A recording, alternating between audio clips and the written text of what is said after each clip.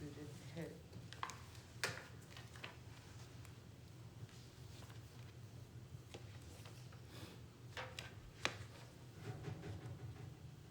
All right, it is now 8:30.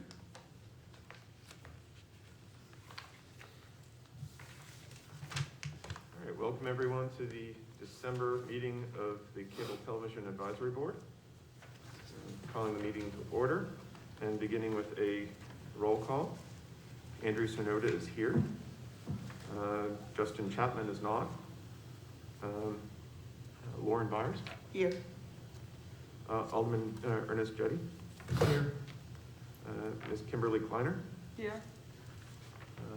Cheryl Linder is not here yet, but I understand she'll be coming later. Jennifer McCormick. Here. Captain Joseph Fay. Here. Welcome to the board. Thank you. Mr. Cole Morgan. Here. Chief Brian Rhodes is not here. Nick Miserovich. Here. All right, and Mr. Rodriguez from the school department is also not here. I believe there is a quorum, so we'll move on to comments from the public. There are no members of the public present. Is there a motion with regard to the minutes from the previous meetings? Specifically the November 12th meeting. I'll move to accept and place on file. There's a motion to accept and place on file. Any discussion? Seeing none, all those in favor? Aye. All those opposed? All right, and Cole, since you're joining us by Skype, I'll ask you individually, yay or nay? Yay. All right, thank you. Okay, written communications. I believe by email you've all received copies of correspondence from Comcast, correspondence regarding the appointment of Captain Joseph Fay to our committee, and the request from the regarding finance matters. Is there a motion with regard to written communications?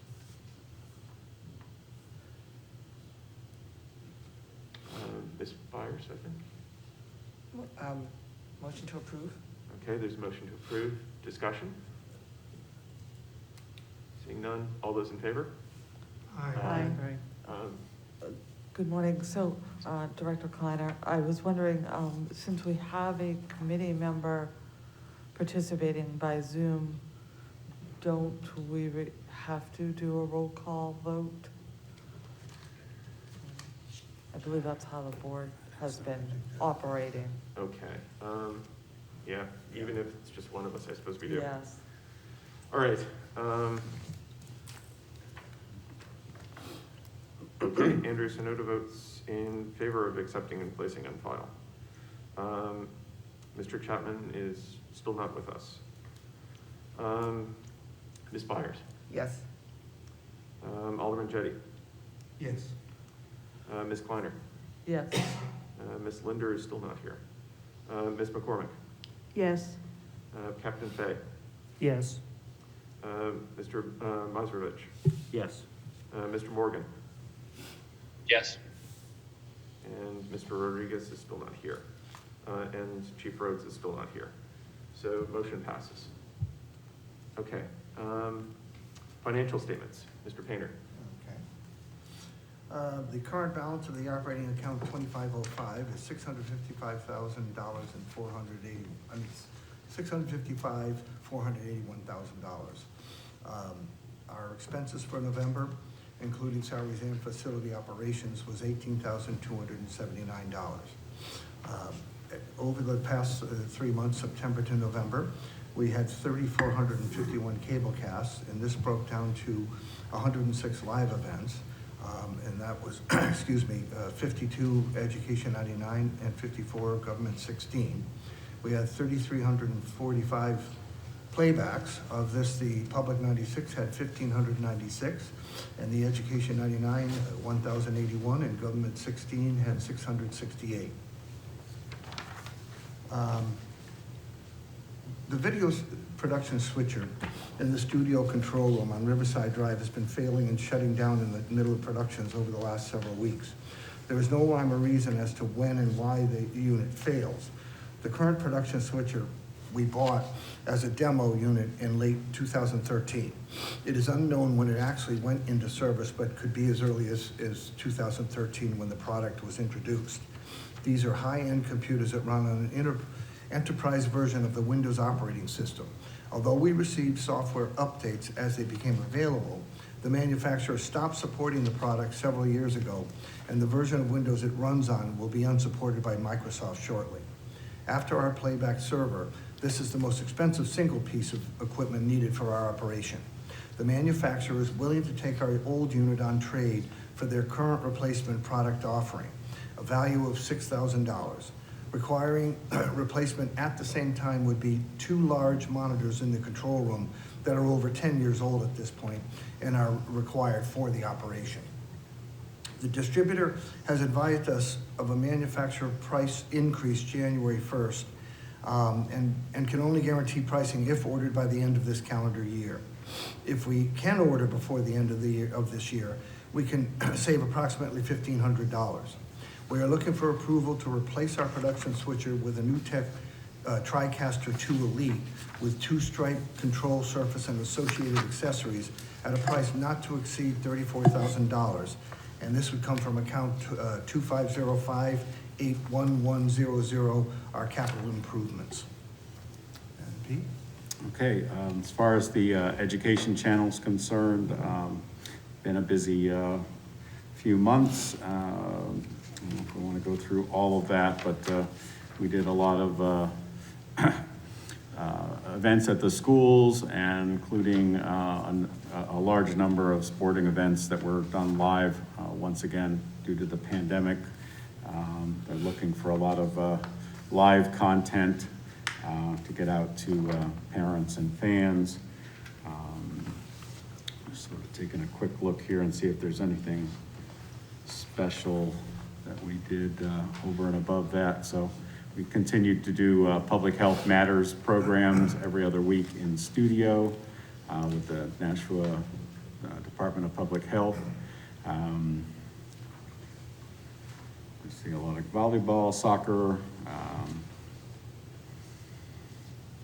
If anybody has any questions on any of the events that we did there, feel free to ask me at some point. But one of the bigger things that we did, obviously, was for the election, we had 11 candidates that were running for 4 open school board seats.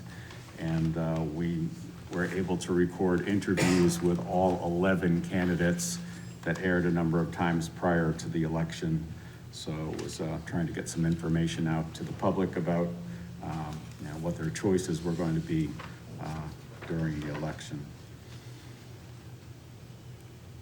And I think that's all that I had at the moment. So. All right, thank you. All right, and Mr. Gaggins? I have not received anything from him yet, as of now. Okay. I believe he was on his way, so he comes in. Well, if he arrives before we Mhm. finish. Okay, are there any members of the Education Committee here? Yes. Oh, So, good morning. good morning. The last educational committee meeting, they discussed putting together the communication that we received during the public hearing. And there were also some other items. Unfortunately, I had to leave the meeting due to a conflict, and I believe that Mr. Johnson was at the last educational committee meeting. I'm not sure if there were any additional items. There really weren't anything for CTAB for that meeting. So. All right, thank you. If there's no objection, we'll ask Mr. Gagnon to give his report since he just arrived. Yes, sorry about that. I have copies I'll pass out, but, okay. We continue to be producing shows from our public access hosts. We have gotten some of our former hosts who, due to the pandemic, chose not to do their show, to return and start up their shows once again. We continue to work with the others that have not returned to assure them that we will do, we'll do everything possible to keep it safe for them. I recently had a long discussion with the host of one of our, my opinion, best shows, The Health View, about her return to producing episodes, and we'll be starting back up in January with both her and her guest either Skyping or Zooming in. Since for, well, never mind, I won't make that comment. Two of the shows that have started back up are Financially Fit with Jason Haviland and The Sharing Room with Lisa Law. Our regulars continue to be Fairy Tale Access, Chick Chatting with Jocelyn, Frankly Speaking, The Ring and All Other Sports, Speaking with the Senator, The People's View, Perspectives with David Schoeneman, Empower Hour with Greater Nashua Mental Health, Gate City Chronicles, Charged Up Top 10, and Nashua Strong with Harvey Key. During the month of October, we produced 24 segments for Art Walk, which was a massive undertaking, and allowed them to have their virtual Art Walk for the second year in a row with our assistance. On December 16th, it will be the 8th anniversary of our first studio show called Gidge World. It was produced by Ken Gidge and had two great guests, the former Mayor Bernie Streeter and the new Access Nashua Coordinator, me. I'm a little biased on that one, but we continue to receive new folks interested in starting new shows, and Dan, our creative director, is working to the best of his abilities with his time constraints to get them ready to start up as soon as possible. Right now, there is a backlog of 3 new shows. The recent months have been a bit trying with the issues we have had with the TriCaster switcher in the studio. It started out with every now and then crashing during the recording of a show, forcing us to stop the host, reboot the system, get back into the show, and then start the host going again, hoping we could restart where they left off. As time went on, it would happen a couple of times a week. Then it got to the point where now and then it would happen twice in the same day. Very frustrating and added for more editing time.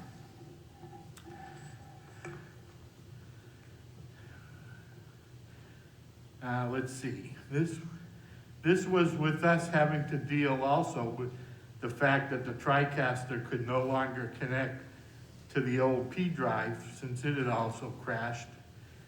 Then when we finally did receive a new P drive, we still have not been able to get it connected. What this means was we had to attach an external drive in order to get the compressed video file needed to upload to our Google Drive so that our editor, who was still working from home, could edit it and then return it to our drive. And then I could download it and then upload it to our playback server. Phew, that's a lot of ups and downs. But other than a few hiccups where I would forget to attach an external drive and have to export it from the TriCaster later to an external drive after the show, we were able to keep our sanity.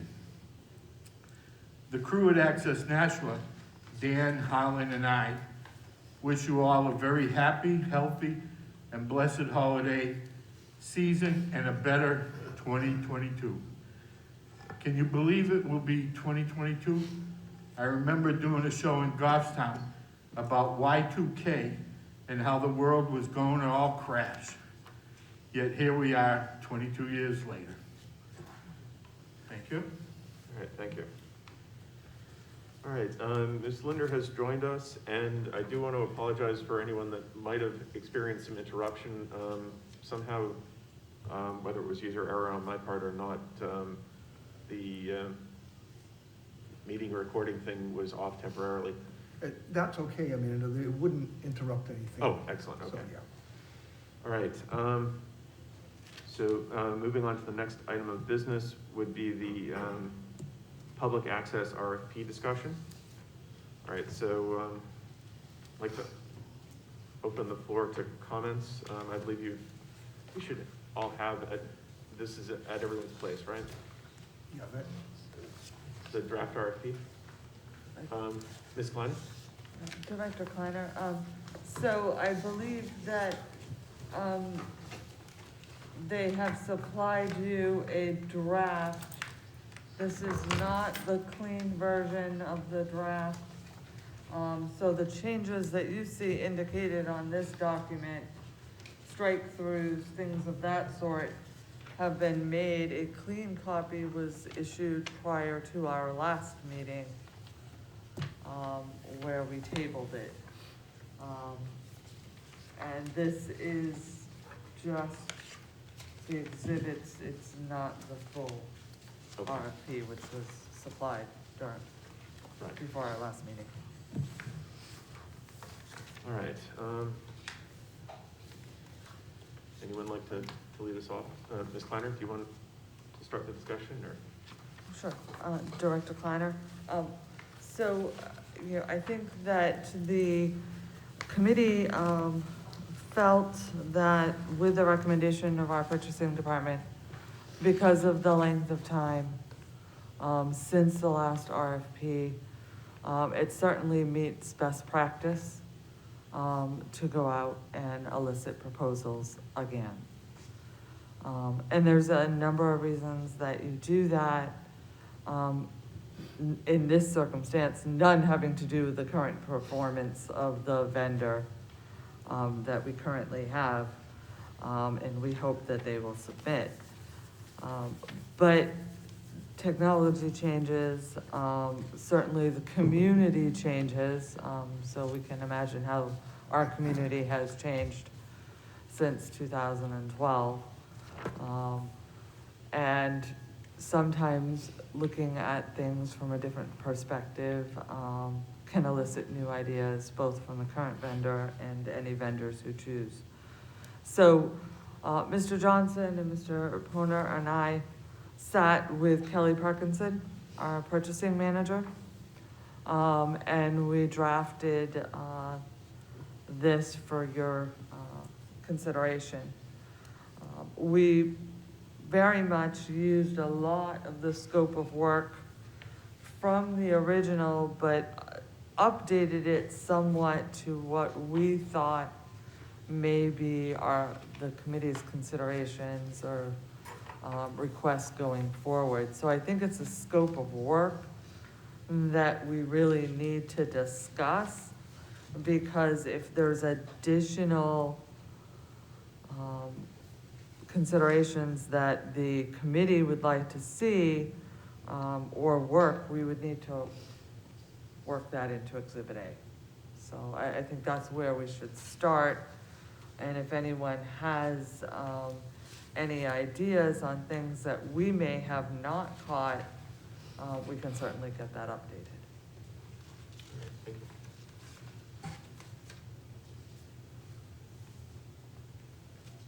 Does anyone have any observations or things that they would like to make sure are included in the scope of work that aren't perhaps already included? Any discussion of the scope of work as we're looking at it?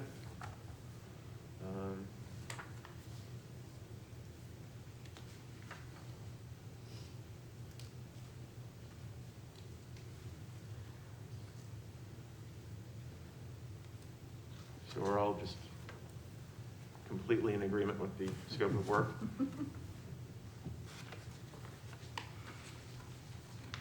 Ms. Kleiner? Director Kleiner, I would, I think maybe we can start with some of the concerns that we heard from the committee before, and just, I think it's important we realize whether these are still important to the committee. Submitting of financial statements and having them be audited. Or is it the committee's interest that they just be financial statements prepared, and unaudited? I mean, how important is that? How important is it to the committee that this vendor would work with a Friends of Access Nashua and have a group that is engaged? How important is it that regular polling is done? I mean, these are things that we've got to figure out, how important they are to the committee and include them in the scope of work, if so. I'll say something. Peter Johnson here. I believe a lot of that is taken up in the contract with whatever the final vendor would be. I think that was how it was done the last time. The RFP was a little more broad and the scope of work was defined more in the contract that was finally brought out. So it's possible. I saw Ms. Linder's hand. I was agreeing from the contract that I read. Oh, sorry, Cheryl Lindner. I was agreeing with Mr. Johnson. The previous contract that we read had a lot of that spelled out. Ms. Kleiner? And I would agree that the contract did. From what I have heard, there may be vendors who are not interested, depending upon their size and their availability, to actually handle some of those things. So I think spelling out exactly what we're asking for in the scope of work may help the vendors determine whether or not they can respond and meet those. Because, there's a difference between financially audited statements and just submitting financial statements. And there's a cost to that, right, to the vendor. Whether you have to hire a CPA to do that or whether you just submit your own off of QuickBooks. I mean, there's also significant time and undertaking when you're talking about polling. And I mean, we do that here at the city on a lot of things, so we can understand that.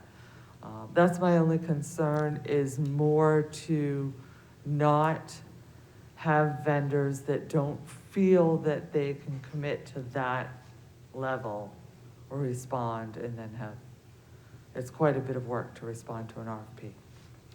I think I'll just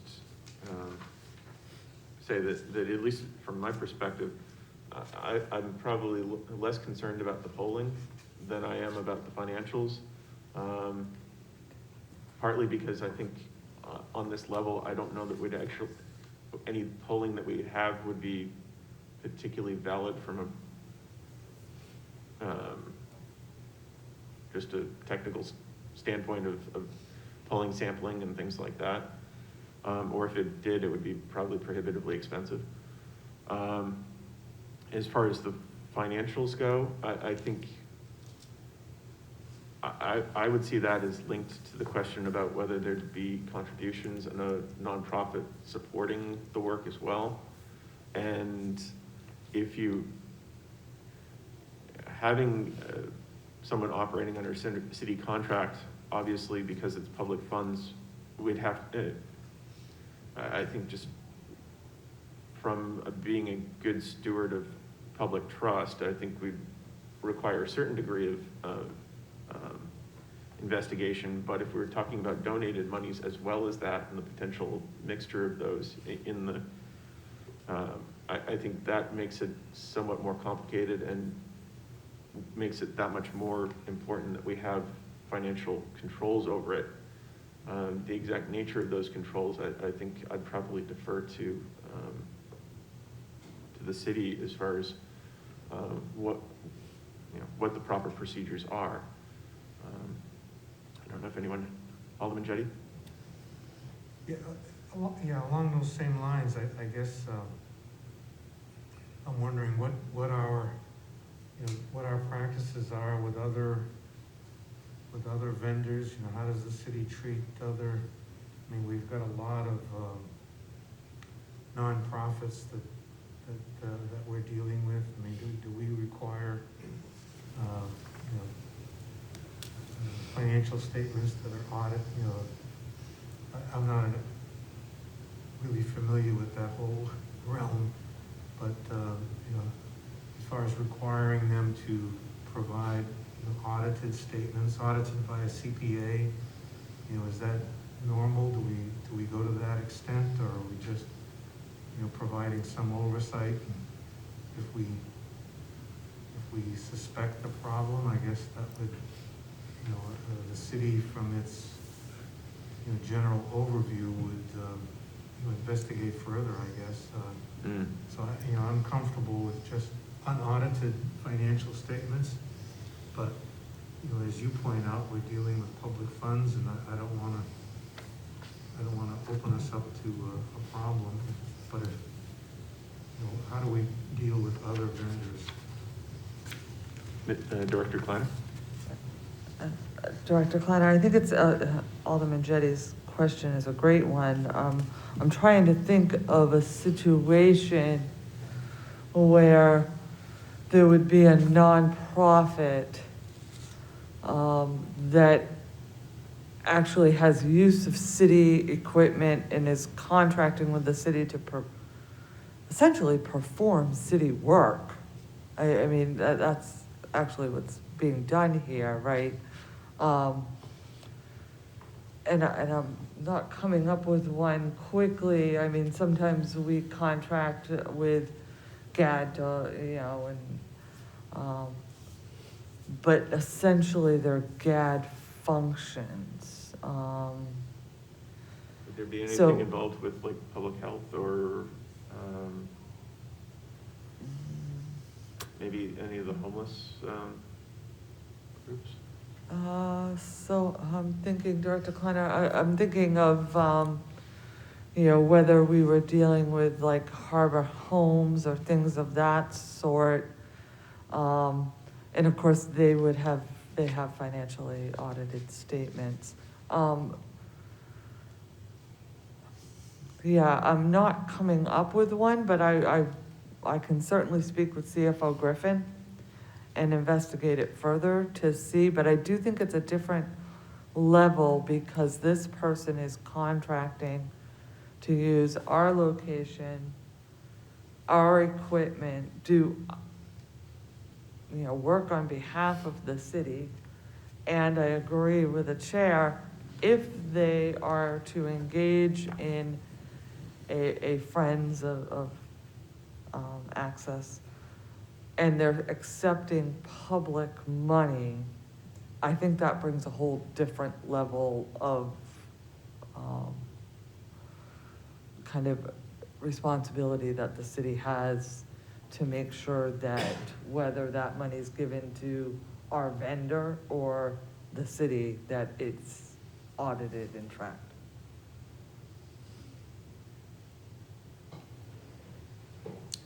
Could you make, Mr. Johnson here, Johnson. could you maybe look at an altered timeline instead of every year, every 2 years, or something of that nature, maybe to lower the financial barriers for getting in, or have the city look at the annual statements and determine if they think there's a potential problem and either do the audit themselves or require an audit and have that available. Director Kleiner, I think Mr. Johnson's point is a good one. I think there are several different ways we can handle this, and if the nonprofit portion is really kept separate, then there's certain state requirements to that. And those could be handled separately if it's really kept separate from the vendors, which would be best practice. Okay. Mr. Chairman, Yes, Mr. Morgan.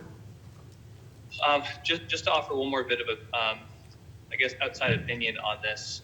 I think, while I don't have a ton of experience with, taking public money and does that require audited finances? Looking at the private sector, anytime there's any kind of outside investment, it's a fairly common practice to have audited financials, even for startup companies, even small startups. So I don't know that it's such a heavy lift to require that. And that could be only a few investors versus 90,000 to 100,000 citizens funds. Good observation. Mr. Chair, if I may. So Jen McCormick, I'm the director at the library. The library we have a friends group that supports some of our programming and services. They are a separate nonprofit. We do not require regular audited financial statements from them. So the way it would operate for us, they do their own fundraising, keep their own records, file their own tax statements, and will grant us funds for particular products or, a program that we're trying to have. So not intermingled finances, it's their own separate organization. But I do appreciate I think the transparency would be appreciated by the public. I don't know if it's required. I think that every other year might be more reasonable. All right. And if I can I just want to chime in on I think there was discussion about the requirement in the RFP for an annual poll or a survey. I think that's really important. I would like to keep that in. I think if this is a community channel, that we need to provide a transparent and easy way for the public, the audience of that channel, to chime in about programming they would like to prioritize, new ideas, maybe new platforms it could be available on. So I would advocate for keeping that in. Pete Johnson here. I used to work for a nonprofit organization and, it obviously dealt with public funds coming in from the general public. I can tell you that most times we had a financial review done. A review is a whole lot cheaper than an official audit. So you may looking for reviewed financial statements and do an audit periodically might be an option. All right, so a few good ideas there. Now, as far as dealing with the old business here on our agenda, is there a motion as far as how to proceed with the RFP? Does this committee have a recommendation at this point with regard to the RFP? Or do we feel that we need to have further discussion?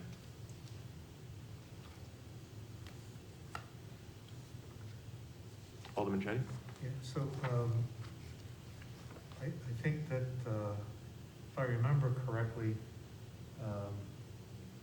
we postponed this from the last meeting, thinking that a month wouldn't really matter. That was tolerable. I don't know if a further delay is still tolerable. And especially since our next scheduled meeting would be next in a quarter away as opposed to a month away.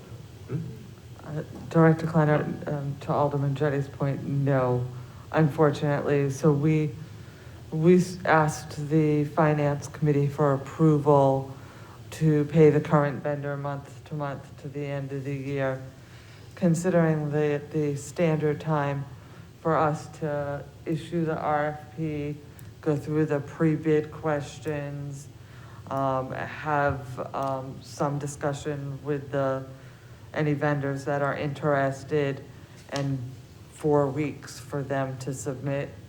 We're getting close, you know, it could be more towards the end of February. By the time we get proposals, then they have to come back to this board, be reviewed. I'd be concerned if we wait until our next meeting. Yeah. I would suggest at the end, and it's page 15 in my copy, I'm not sure. It may be in yours as well. No, it's not. There's a section in the copy, in the scope of work that says reporting. It's 16 towards the end of the page in the draft in front of you. And it says vendor shall provide all reports in a timely fashion as identified in the final agreement. I would make a motion that we go on and include another sentence to say this may require audited financial statements to be agreed upon mutually at the, writing of the contract, or just to kind of put it out there that it might. We're still looking at that, and it's a discussion point when we to consider the proposals or meet with the vendors. Okay. So there's a motion. Any discussion of the motion? Seeing none, we'll do a roll call. Andrew Sonoda's in favor. Justin Chapman's still not here. Ms. Bowers? Yes. Alderman Jettie? Yes. Director Kleiner? Yes. Ms. Linder? Yes. And Ms. McCormick? Yes. Captain Fay? Yes. Mr. Mizrovich? Yes. Mr. Morgan? Yes. And Chief Rhodes is still not here. The motion passes. All right, so there's the motion for amending the proposed scope of work passed. I guess, do we have a motion with regard to the overall recommending this and approve to the city? I'll make that motion. All right, there's a motion. Any discussion? This motion is based on having the amendment in before Correct. going to the city. And I suppose it just occurred to me, I suppose we should be identifying ourselves for the transcriber. So this is Alderman Jettie speaking. Yes. And I suppose I probably have been bad about identifying myself as well. This is Andrew Sonoda. All right, so there's a motion. It's been clarified to be a motion to recommend the RFP as drafted that we've received with the proposed amendment. We'll go a roll call again. Andrew Sonoda's in favor. Mr. Chapman is still not here. Ms. Byers? Yes. Alderman Jettie? Yes. Director Kleiner? Yes. Ms. Linder? Yes. Ms. McCormick? Yes. Captain Fay? Yes. Mr. Mizrovich? Yes. Mr. Morgan? Yes. And Chief Rhodes is still not here, and Mr. Rodriguez is still not here. All right, the motion has passed. Moving on to new business. I think we've already welcomed him a few times now, but Captain Joseph Fay has been appointed by the police department as the representative of the chief. Welcome. Thank you. All right, is there a motion with regard to the financial approval request for the studio production switcher? Mr. Chair? Alderman Jettie. So I make a motion that we authorize up to, or I don't know, we're authorizing or we're requesting? I think we're authorizing. Up to $34,000 from account 22-2505-81100 for the purchase of a new tech TriCaster 2 Elite with 2 stripe control surface and associated accessories. Okay, there's a motion. Any discussion? Mr. Chairman. Mr. Buzzarich. This question is more directed for Mr. Painter or Mr. Johnson. Is repair of the unit an option to look at? Since isn't that the same type of piece of equipment here at City Hall that we did send out for repair? I don't recall sending anything out for repair, but, do you know what unit you were talking about? Oh, I think you're speaking about the audio mixers? Correct. Yeah, I mean, those are different, I mean, they. Okay, different type of Yeah. equipment? Yeah, Okay. this is a computer itself, like I said, and it was manufactured back in January of 2013 was when it came out. It was put out there. The company has not supported the thing in a number of years. It's still running on Windows 7 and it's not upgradable from that. Like I said, we've been having issues with it not working. And I think it's just outlived its useful life. They're willing to give some money back on taking it back, but that's basically because they want to trash it. They don't want it out there, us reselling it to somebody else or something of that nature. So they want to take it off the market. All right, thank you for the clarification. Sure. Thank you. Director Kleiner.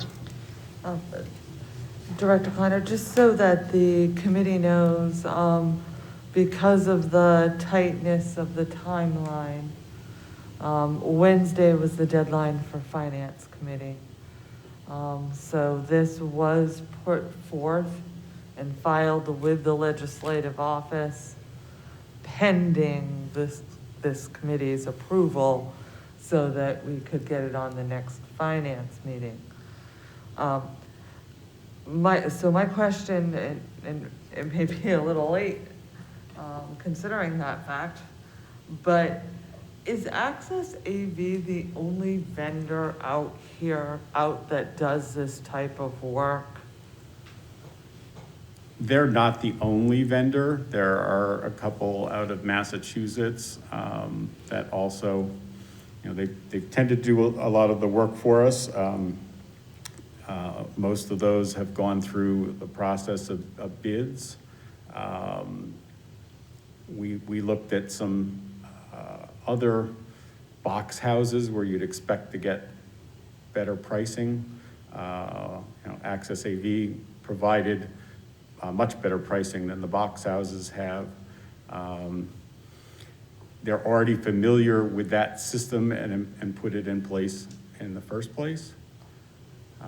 That was why we're looking at them and given the timeline.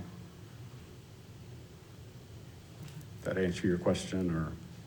Director Kleiner, I somewhat. So I think that, we generally talk about sole sourcing and things of that sort. If there's other equipment and this piece of equipment is fitting with that other equipment that's from a certain vendor, right, then that makes sense to move forward. I was just wondering, during the public hearing, we had that president of the state chapter, and I'm not going to attempt to remember the name. The NHCCM. Thank you. His name is Owen. And I'm wondering if they ever get together and try to talk about purchasing power and who the vendors are that at least New Hampshire deals with, to see if we can get better pricing on things and who they recommend. For instance, who does Bedford get some of their equipment from? I just think it would be an interesting topic to start with that type, so that we can get at least feedback on how long equipment has lasted, what's better than some. I think, in general, and I think Mr. Miservich would probably agree that the, computer products like this, our big server that we use as playback, typically that lasts about 7 years before, they'll guarantee or work on it for 5, and then usually it works for a couple of years longer than that. This is sort of the time frame we're looking at with this piece of equipment and on the computer end. I don't know, would you agree that that's about the useful timeline for most computer products? Yes, I would.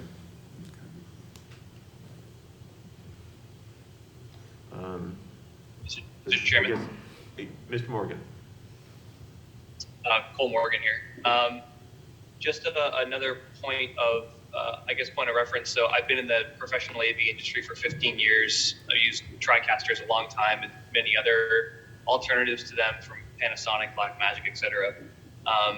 TriCasters, just as a point, I definitely agree, is probably the best thing, the best piece of equipment to put in here. Access AV, I've used them for many years for many other projects. As a point for the general industry currently, prices of AV gear are going up very, very quickly. I'm sure everyone's aware of the large silicon shortage that, due to the pandemic and other global factors. So from what I've seen in the last couple of years with purchasing, kind of on the whole, as I stay in touch with many industry partners that are making very, very large, tens of millions of dollars of purchases.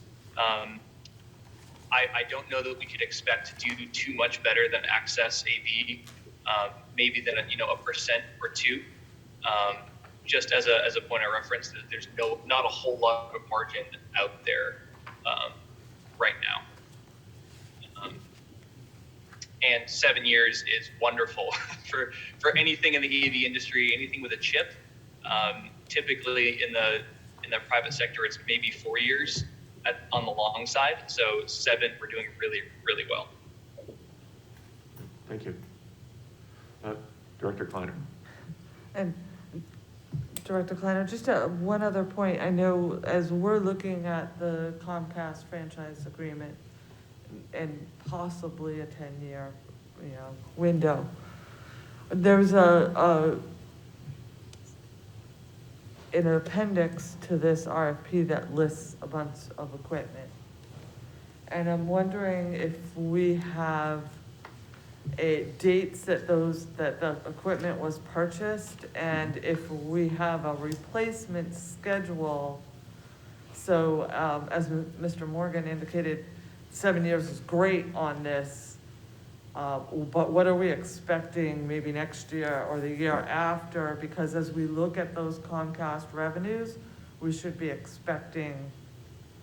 I don't have that, And we could also Johnson. request capital funds. Right, I from don't have that Comcast. with me today, but I was expecting that to come at our Comcast franchise renewal committee.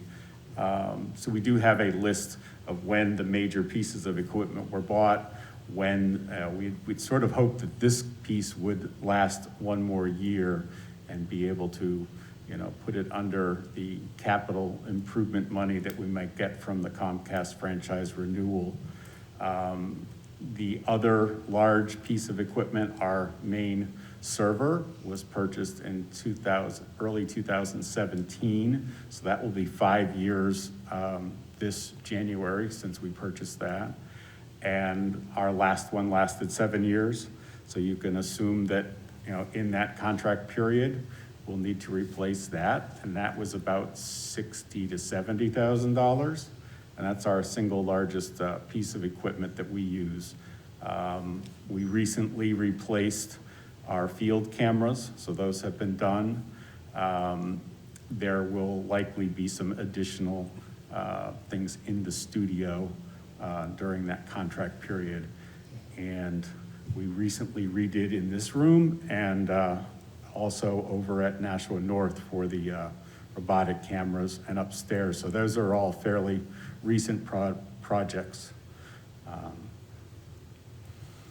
Yeah, Mr. Payne. I was just gonna add, as far as, smaller piece of equipment but expensive is our studio cameras. And they're, about 11 years old now? Yeah. I think that was 2010, so And that's they're, coming up. they're still working pretty good at this Yeah, point. yeah, they're still working. Considering those don't get taken in and out of the studio the way the other ones do and have a lot more rugged use.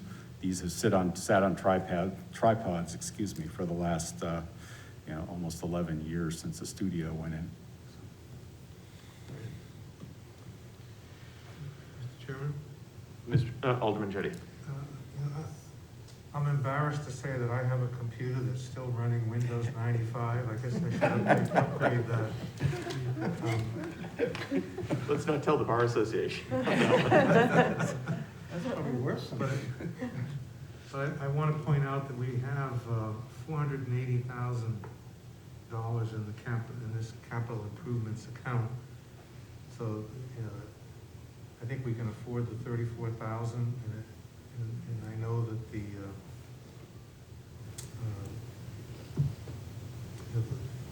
people who are recommending this purchase, you know, have vetted this, I think, very well, and so I think we ought to, you know, in view of the other statements, you know, Mr. Morgan's it's great to have Mr. Morgan here. He's providing great insight. But I think we ought to just go ahead and on this particular purchase, go ahead and bite the bullet and take advantage of the pricing as it is before the end of the year.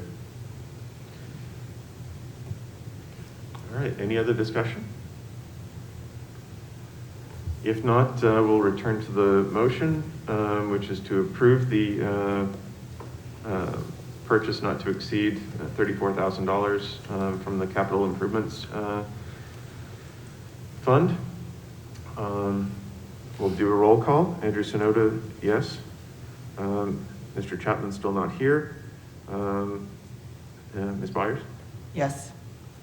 Alderman Jettie? Yes. Director Kleiner? Yes.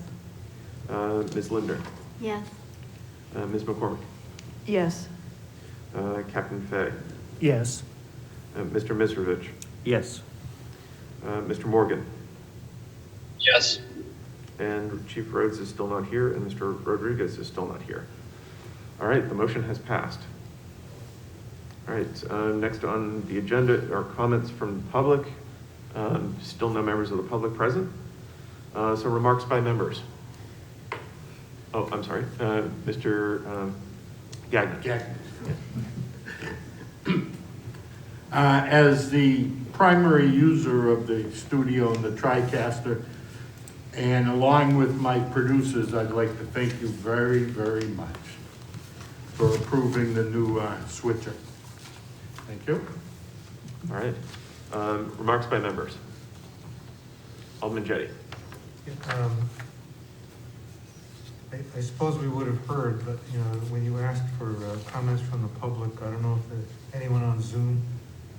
I suppose they would have spoken up if there were. Yeah, I think that Mr. Morgan's the only person we have on Zoom. Okay. So I have something else. During the public hearing, and Ms. Transcriber, this is Alderman Jettie. During the public hearing, there was a statement made about the availability of a program schedule, and I know that you know, the comment was made that you know, you can go to our website, and it occurred to me that there are people watching Channel 16 who don't go to websites. That's their only source. And looking at Channel 16, you know, when at least on my service, you know, you can push a button that says guide, and it shows, you know, the channels and you know, like on channel 11, it'll say, you know, at 8 o'clock Sesame Street, and then at 10 o'clock, you know, some other program. For channel 16, it just says local. There's no listing of what the programs are. And I'm wondering if it's possible for us to get Comcast to, you know, to submit our schedule to them, so that when people look at that guide, they can see that, you know, at 9 o'clock, there's going to be a replay of the Board of Aldermen meeting. That was, you know, one thought I had. I don't know if that's possible. And the other thing is that when there's nothing playing, you've got that static display. Well, it's not static, it keeps changing, but there's a voiceover. Ms. Byer's lovely voice keeps telling us about, the latest things that are going on. Whether it would be possible to display on that,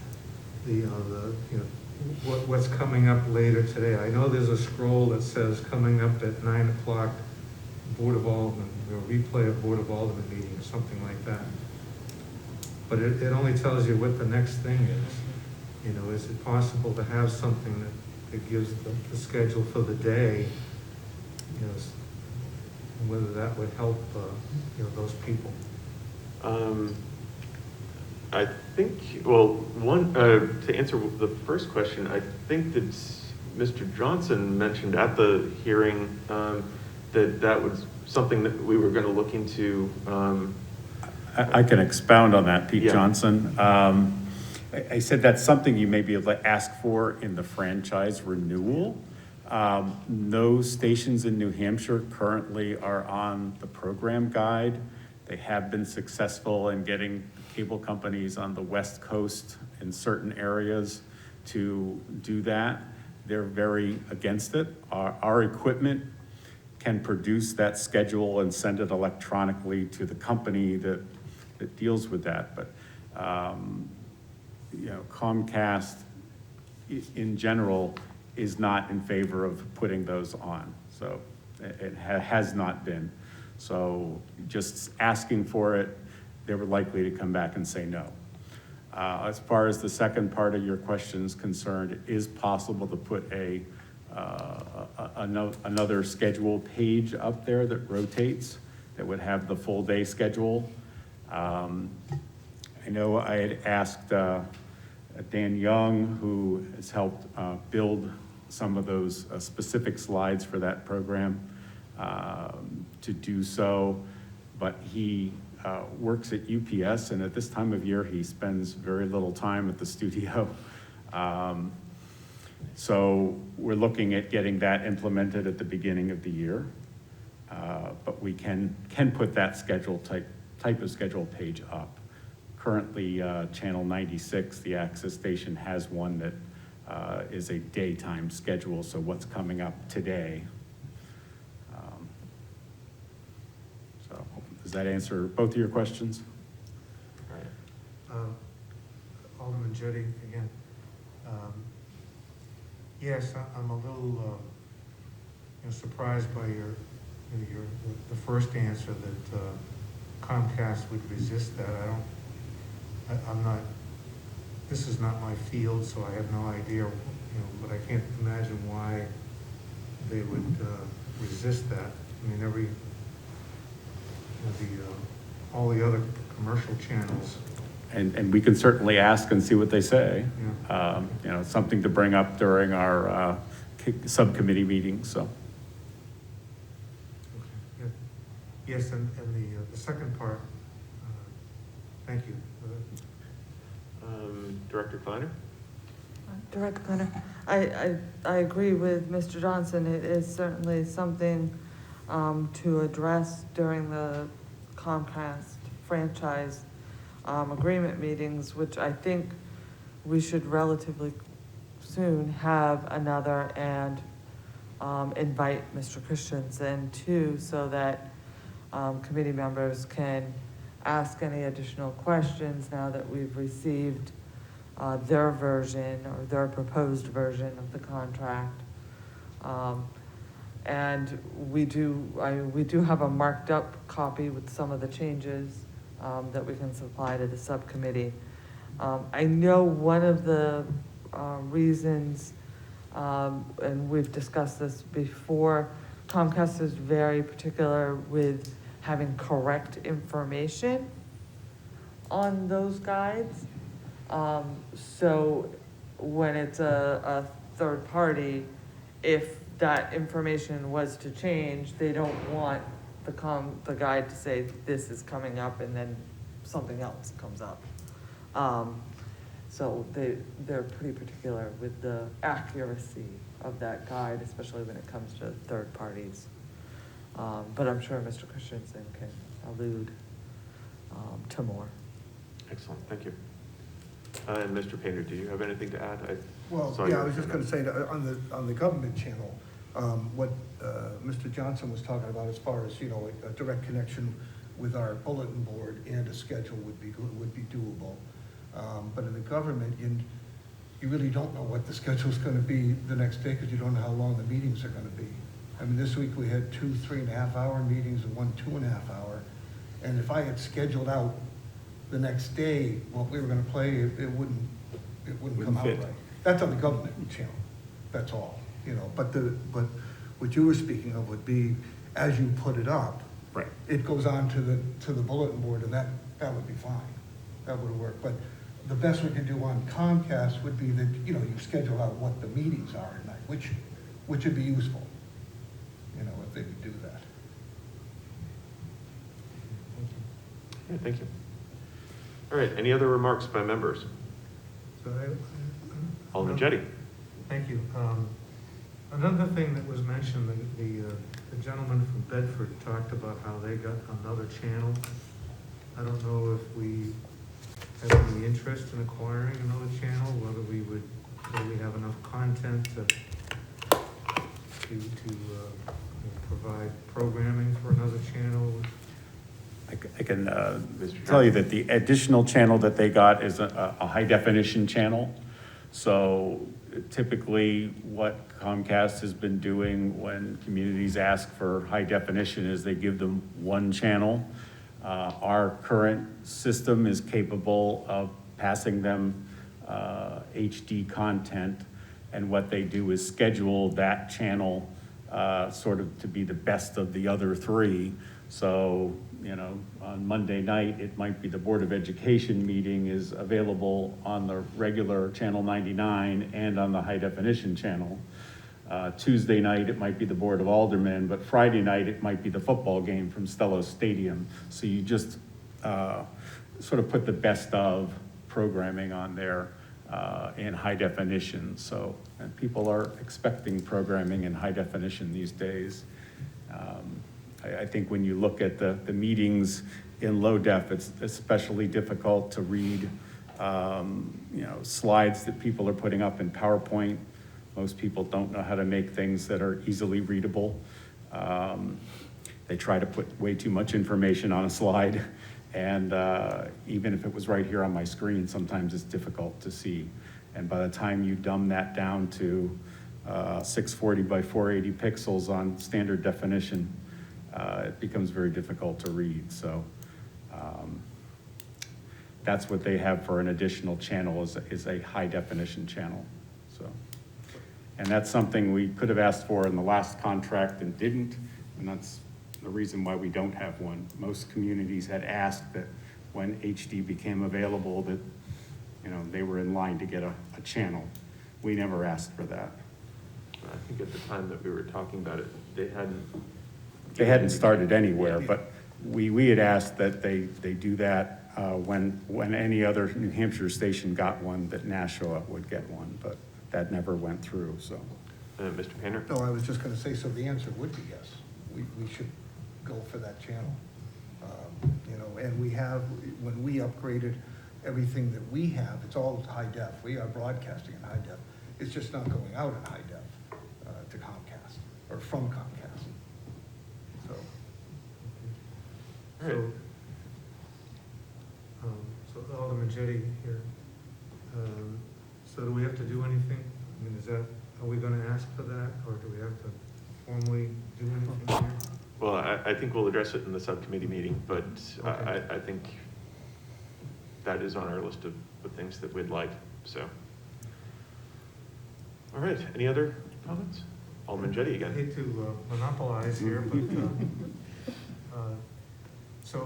Mr. Johnson brings up a good point, you know, when he talks about the, you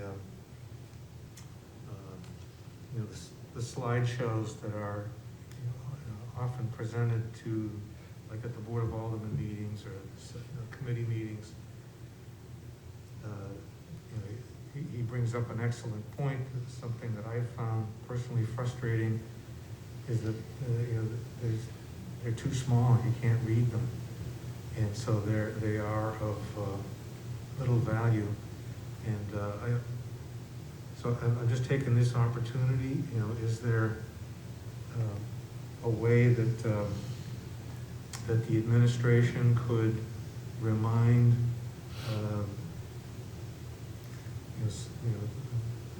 various city employees and others that are going to be making a presentation, kind of give them maybe we could develop some guides, a guide or some hints or whatever to say that it should be at least a certain font, so that it always I always feel bad that people spend so much time working on these things, and then they come here and they put it up and you can't see it. It's all a waste. So I'm seeing a bunch of heads nod. Yeah. And I also see that Mr. Morgan has his hand up on the Zoom call. Do you have insights for us? It was something completely different, but I mean, yeah, I guess all I can do is echo what Mr. Jody just said. Yeah, that's, again, problem industry-wide, and a great solution is obviously better quality with an HD channel, and just begging and pleading with people to keep that in mind. Director Kleiner? Director Klein, I think this is an issue that we have discussed, and at least some of the division directors have discussed it as well. You have to be very careful when you're dealing with the amount of data that we're dealing with. Sometimes in the presentations that we're making, you're really not going to get that to project visibly in any way, shape, or form. And so that's why a lot of times we suggest that there are handouts and things that it's backed up with individual handouts to board members and included in the packets or the agenda or the minutes after the meeting.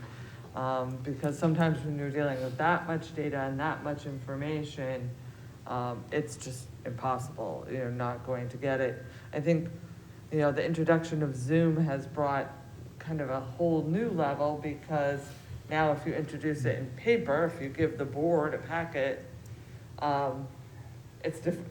The Zoom doesn't have the packet, right? So, I mean, it's difficult, and it's raised some challenges, and a bunch of other Zoom challenges, which we could discuss later.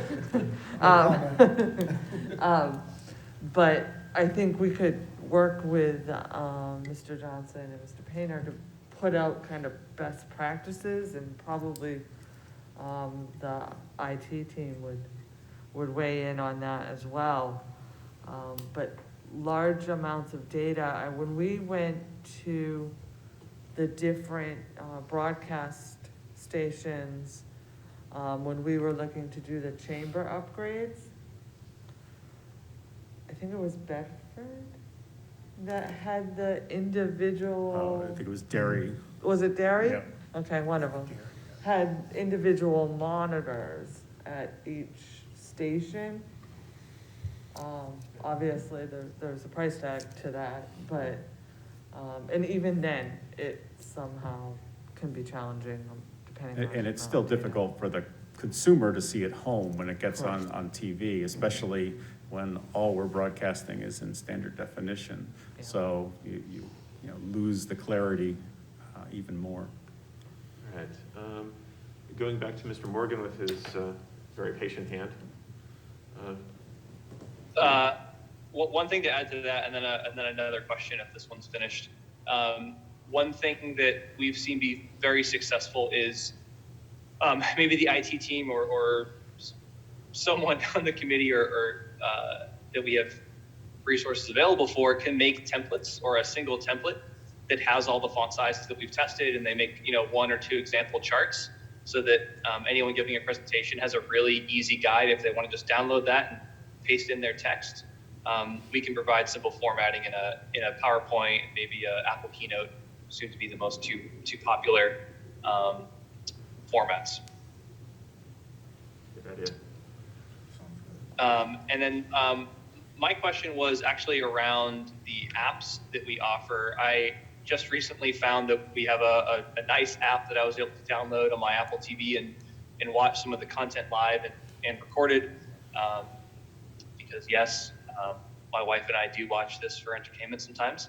I was wondering who manages that right now, and are there any future plans for improvement on our, I guess, the connectivity outside of just through standard cable? Pete Johnson here. So currently, obviously, we're on cable.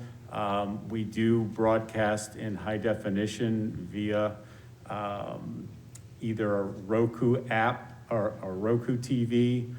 There's a Nashua Community Television app on there, so you can watch all 3 channels live streamed on your Roku television by going to our app. And we also are currently on Apple TV as well.